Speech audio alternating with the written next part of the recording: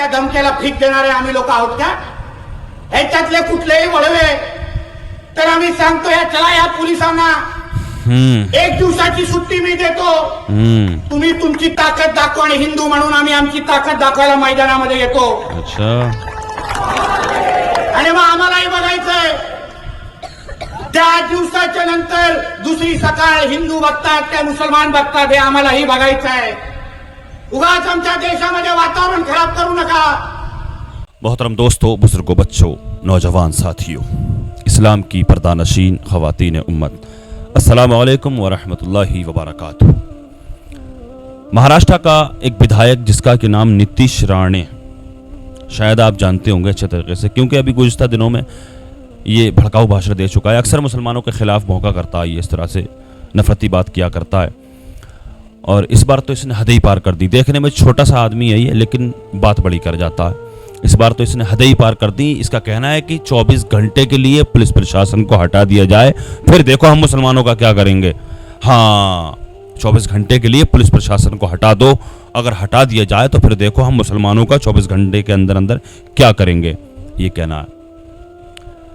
बेटा, मैं खुली चेतावनी देता हूँ, चैलेंज करता हूँ इस बात का, क्योंकि ये ख्वाब तो तुम्हारे कभी ना पूरे हो सकेंगे, क्योंकि तुम्हारे बड़े बड़े सूरमा, बड़े बड़े धुरंधर आए, ये ख्वाब उनके पूरे ना हो सके तो तुम किस खेत की मूली हो, तुम क्या चीज़ हो.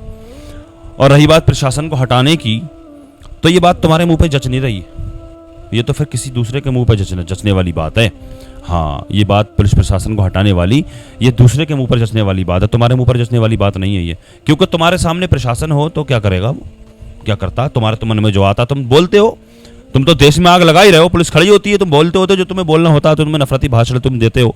अभी जो तुम इस वक्त नफरती ये भाषण दे रहा है तो यहाँ पर पुलिस नहीं होगी क्या? होगी ना यहाँ पर. और पिछली बार भी कितने इस तरह के भाषण दिए, तो लेकिन कोई कार्रवाई नहीं है. तो तुम्हें क्या खतरा है, तुम्हें क्या खतरा है? पुलिस का कोई खतरा है तुम्हें? कोई खतरा नहीं है, तुम्हें कोई डर नहीं है, पुलिस तुम्हारा कुछ नहीं करेगी. और ये बात जो है ये तुम्हारे मुंह पर जचने वाली बात नहीं है, तो फिर दूसरों के मुंह पर जचने वाली बात है कि पुलिस प्रशासन को हटा दिया जाए, फिर देखो क्या होगा, फिर देखो क्या होगा. हाँ, इस तरह की बातें करने से कोई भी फायदा नहीं है. और ये हम जानते हैं अच्छे तरीके से कि तुम कितने बड़े बहादुर हो. अच्छे तरीके से जानते हैं हम कि तुम अगर किसी कमज़ोर मुसलमान को जब तुम उस पर हमलावर होते हो तो 10-20 से कम क्या होते हो, मुबलिन सिंह का नाम दे करके तुम उसको मारते हो. कितने बड़े बहादुर हो, हम अच्छे तरीके से वाकिफ़ हैं, अच्छे तरीके से हम जानते हैं. लेकिन ऐसा नहीं है, आएगा वक्त जब तुम शिकंजे में कसे जाओगे. अभी क्या है, अभी तो तुम्हारी सरकार है, जो तुम चाहते हो वो बोलते हो, जो तुम्हारे मन में आता तुम वो बोलते हो. अभी तो तुम्हारी सरकार है, 4 दिन की बहार है, फिर 4 दिन की चांदनी है, फिर अंधेरी रात है. 4 दिन की बहार है, जो तुम्हारे मन में आता तुम बोलते हो. पब्लिक समझदार है, समझ चुकी है अच्छे तरीके से. ये जो तुम बकवास कर रहे हो, उस तरह के भाषण दे रहे हो, नफरती भाषण जो तुम दे रहे हो, तुम्हें अच्छे तरीके से तुम्हें मालूम है कि तुम महाराष्ट्र के अंदर जो चुनाव चल रहा है, तुम्हारे पास इसके अलावा और कोई तरीका नहीं है, कोई रास्ता नहीं है. तुम्हें बहुत अच्छे से मालूम है कि धर्म का छौका लगाया जाए और इलेक्शन की बाजी मार करके ले जाया जाए. अच्छे तरीके से पब्लिक समझदार हो गई है, तुम्हें खूब अच्छे तरीके से जानते हो. जो तुम जिस गली में वोट मांगने के लिए जा रहे हो, वहाँ से पब्लिक तुम्हें वहाँ से निकाल करके भगा दे रही है. अच्छे तरीके से मालूम है. मैं यही कहूँगा, मुसलमानों, सब्र तहम्मुल से काम लो. सब्र तहम्मुल से ही काम लेता है मुसलमान, क्योंकि ये इनकी चालाकी है. महाराष्ट्र के अंदर इलेक्शन होने वाला है, इसलिए इस तरह की बात कर रहे हैं. इनके पास और कोई रास्ता नहीं बचा है. इन्होंने विकास तो किए नहीं है, यही एक रास्ता है कि धर्म का छौका लगाया जाए और ये इलेक्शन की, इस चुनाव की बाजी मार करके ले जाया जाए. और मैं फिर यही कहूँगा, इस तरह की बात करना कानून की खुली छूट है. इस तरह के मामलात कई मरतबा सामने आ चुके हैं और हम मुतालबात कर चुके हैं इस तरह के लोगों पर सख्त से सख्त कार्रवाई की जाए. ये मुल्क की वज़ाक़त को ख़राब करते हैं, मुल्क का माहौल ख़राब करते हैं, और खुली छूट दे रखी कानून ने इस तरह के लोगों को. आखिर क्यों छोड़ रखा है इस तरह के लोगों को? मेरे हिंदू भाइयों, ये तुम्हारा भी कोई फ़ायदा नहीं कर सकेंगे कभी. तुम्हें लगता है तुम्हारा भी कोई फ़ायदा नहीं करेंगे, ये हमेशा नुकसान ही करेंगे ये.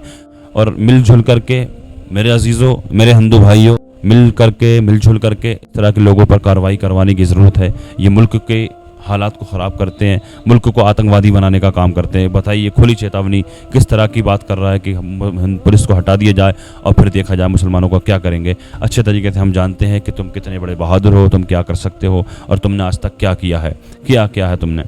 अल्लाह की बारगाह में दुआ है, अल्लाह तबारक व तआला हमारे मुल्क में अमन और सुकून अता फरमाए। अल्लाह पाक हिंदू मुस्लिम भाईचारा नसीब फरमाए। दुनिया के तमाम मुसलमानों की इज़्ज़त व आबरू की, जान और माल की हिफाजत फरमाए। हमारे मसाजिद मदारिस खानकाहों की अल्लाह पाक हिफाजत फरमाए। वक्फ़ की ज़मीनों की अल्लाह पाक हिफाजत फरमाए।